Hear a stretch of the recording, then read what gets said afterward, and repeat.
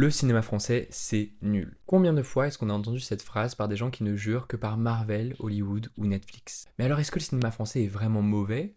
Ou est-ce que cette phrase, c'est pas juste la manifestation d'un ensemble de stéréotypes et d'idées préconçues qui méritent d'être déconstruits? En fait, quand on prend du recul, ce qu'on reproche souvent au cinéma français, c'est d'être trop intello, trop lent ou encore d'être trop axé sur des drames sociaux. Alors on va commencer par le premier reproche, celui selon lequel le cinéma français serait trop ennuyeux parce qu'il manquerait d'action. En fait, dire ça, c'est déjà oublier le fait que le cinéma français se mêle à tous les genres. Alors ok, il y a des réalisateurs comme Romer ou Varda qui ont marqué le cinéma d'auteur avec des films où l'action a un peu laissé place à la contemplation et à l'introspection. Mais à côté de ça, la France elle peut produire des films dignes d'Hollywood. En témoigne par exemple l'immense succès du Comte de Monte-Cristo récemment, ou de vrais thrillers comme par exemple Ne le dit à personne, À bout portant. On a aussi d'excellentes comédies comme L'immanquable intouchable d'Olivier Nakache et Eric Toledano, plus récemment L'Innocent de Louis Garrel, et puis on a des propositions qui peuvent être complètement nouvelles. Et là je pense au dernier film de Noémie Merlan, qui est hyper bien et qui sort en novembre, qui s'appelle Les femmes au balcon. Bref, un autre stéréotype assez récurrent nous dit que le cinéma français est élitiste.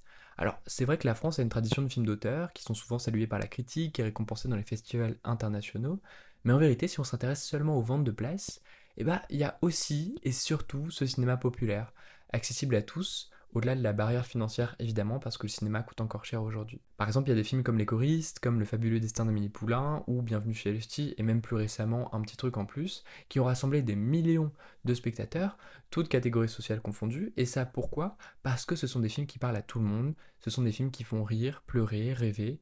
Donc le cinéma français, c'est être grand public, sans pour autant renoncer à la qualité. Et puis évidemment, comment ne pas aborder le reproche qui est souvent fait aux films français d'être trop axé sur des problèmes de société.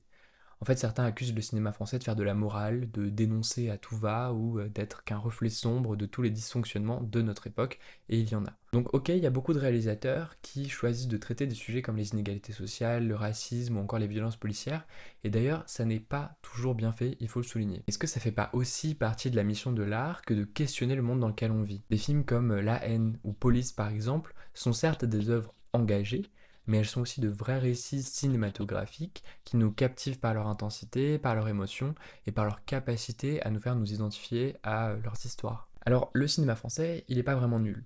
Il est complexe, il est varié, il est parfois déroutant, mais c'est ce qui fait sa richesse. Donc le réduire à quelques clichés, finalement c'est passer à côté de ce qui fait son essence. Sa capacité à nous émouvoir, à nous faire réfléchir et à nous divertir, tout en restant ancré dans une culture qui ne craint pas de se questionner elle-même.